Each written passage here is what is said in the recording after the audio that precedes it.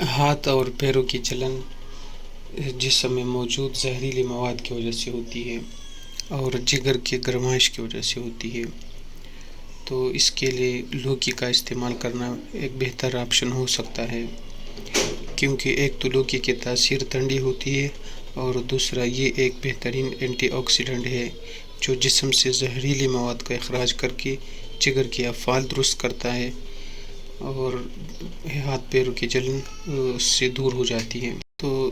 لوکی کا استعمال بطور سبزی بھی کی جا سکتی ہے اور اس کا بہترین جوس بھی بنایا جا سکتا ہے۔ اگر آپ اس کا جوس بنانا چاہیں تو 1 پاؤ لوکی لیں اور اس کو کچھ چند ٹکڑوں میں کاٹ کے اور پھر اس میں آپ حسب ذائقہ لیموں،